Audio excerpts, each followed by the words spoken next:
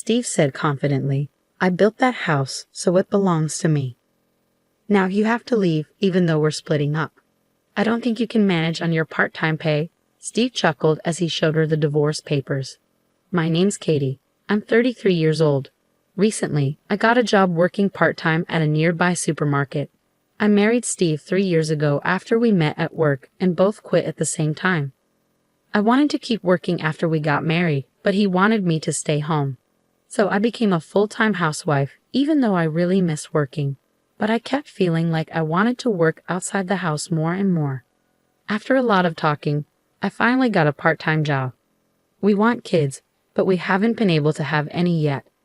I really wanted a cat as a pet, but Steve really doesn't like them, so I sadly had to give up on the idea.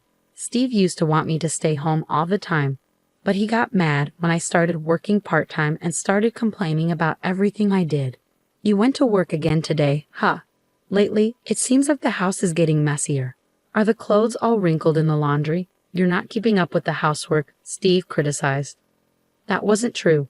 I had finished cleaning before going to work, and the laundry was perfectly done. "What are you talking about? I'm doing everything just like before. It's obviously clean, can't you see?" I argued. He's complaining about the food again. "Fried chicken, really? Can't you cook something different?" He complained. I didn't make fried chicken that often, and I tried to make different meals every day despite having limited time. "I put effort into making your favorite fried chicken, and I make a variety of dishes," I defended myself. But whenever I tried to speak up, he got even angrier. "Are you saying you're too busy because of your part-time job? You're just pretending to be busy. Don't act like your job is important when it barely pays anything," he scolded. "You're only working because you're selfish. Your earnings were fine to begin with. Make sure you do the housework properly. Don't make excuses about not having time. It's embarrassing to work so hard for such a low wage." Steve always insulted my job with hurtful words.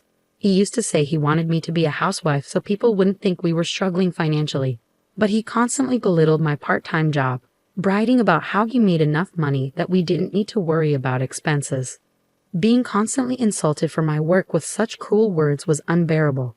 Every day, his words made me furious.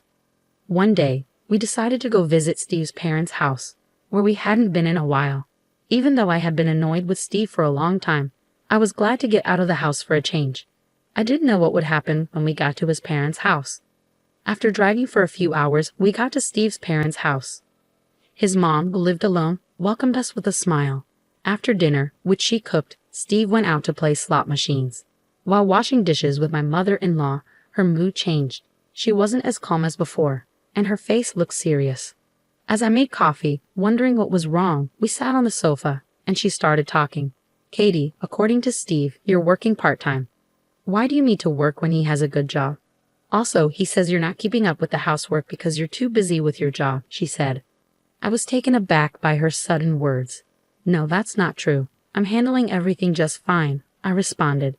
My mother-in-law acted surprised, saying, "Oh, I've heard from Steve about how bad you are at housework. There's no point in lying.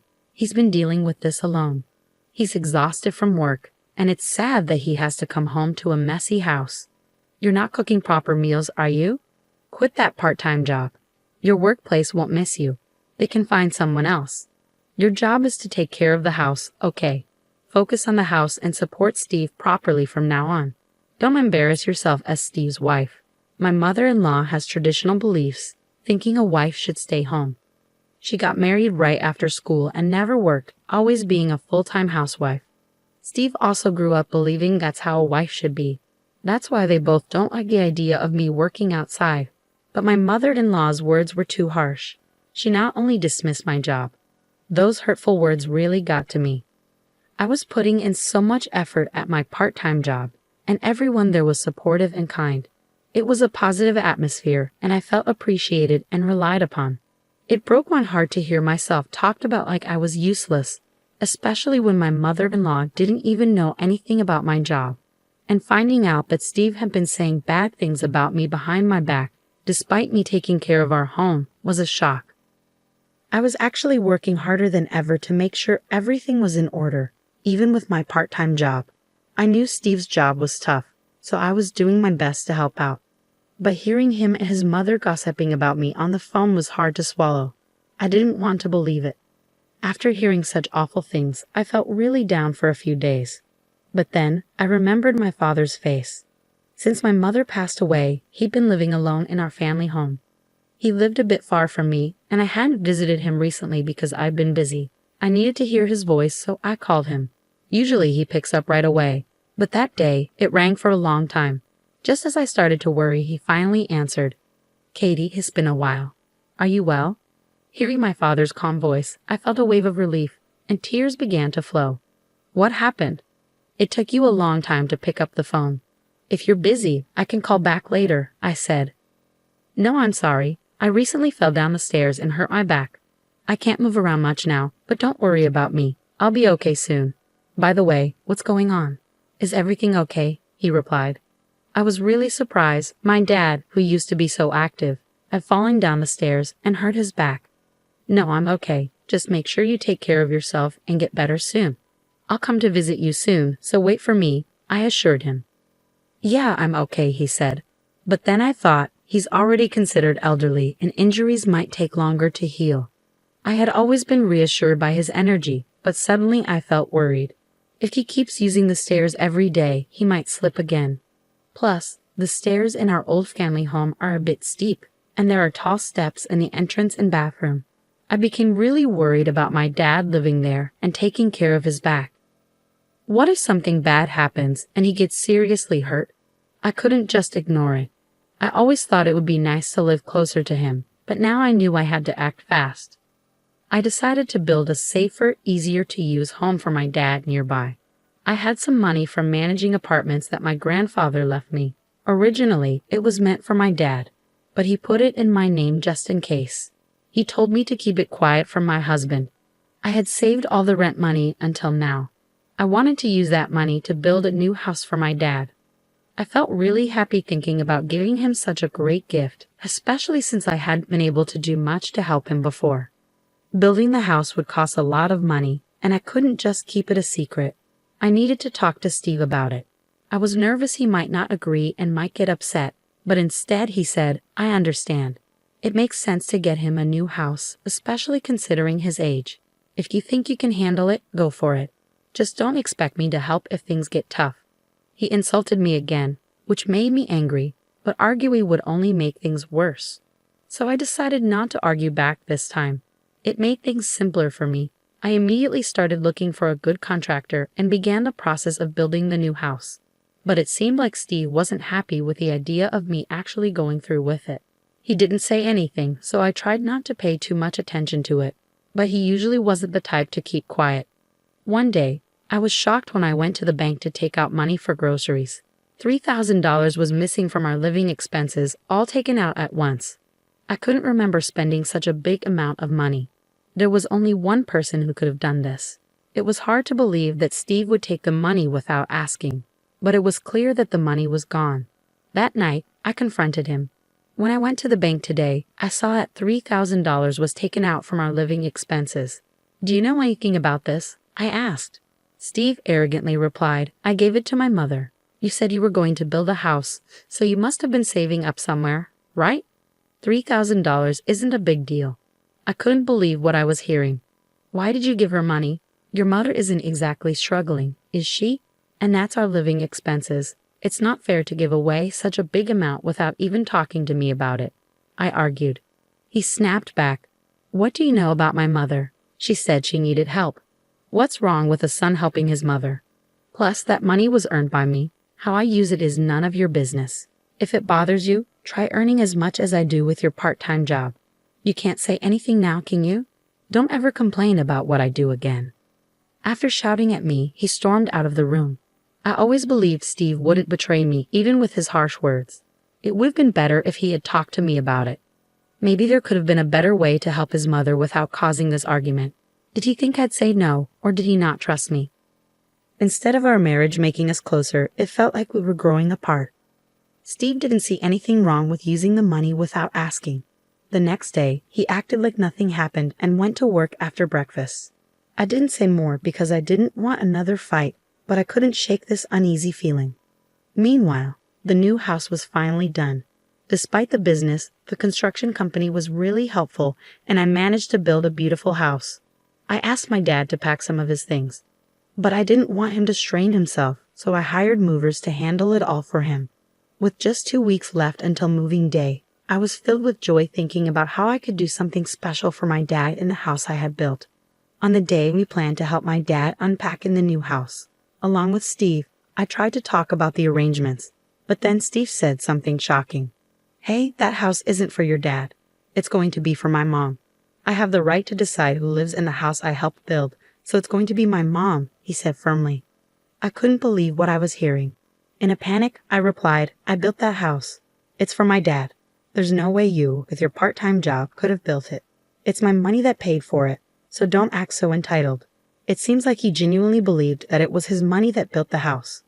When we talked about building it before, he seemed fine with the idea. But now it looks like he planned from the start to make it for his mother, not my dad. That's really unfair. Now I have to prove that I used my own money to build it. I had no choice but to tell him about the rental income I'd kept hidden until now. I decided to come clean about it. "You're making up stories just because you want the house for yourself. If you're going to lie, at least make it believable," he scoffed. He didn't believe me at all and stormed off somewhere. I was at a loss, but I had to make him understand. While waiting for him to return, he came back looking incredibly angry and then said, "You tried to trick me, saying you built that house. You're a liar. That house is mine because I helped build it. You need to leave, even if we break up. I don't think you can survive on your part-time salary." I was speechless at the sudden turn of events. That house was built with my hard work, and being told to leave so abruptly was too much. "Sign this and get out tonight," he laughed as he slammed divorce papers on the table and headed to his room. His part was already filled out. After constantly putting me down, presenting the divorce papers like that was the lowest he could go. He must have done this awful thing to make me feel hopeless. Maybe he thought bringing up divorce would make me cave in and let his mother live in the house. But little did he know, I had enough money to live on my own without him. This was the final straw for me. I signed the papers and submitted them, then quickly packed my bags and left for my dad's house. My dad was surprised to see me arriving with so much luggage all of a sudden, but he warmly welcomed me in. After I explained everything that had happened, he patted my back and said, "You've been through a lot. You can stay with me in the new house." That would make me happy. Moving day came and everything went smoothly because I was there. We successfully moved in without any issues. I found it a bit strange that my ex-husband hadn't reached out after causing such a scene, claiming the house was his. But I tried not to worry about it because I didn't want to think about someone I was divorced from. A few days after settling into our new home with my father, something unbelievable happened. There was a commotion outside, and when I looked out the window, I saw a big moving truck parked outside, claiming they were moving into our house. I rushed outside to talk to the movers and figure out what was going on.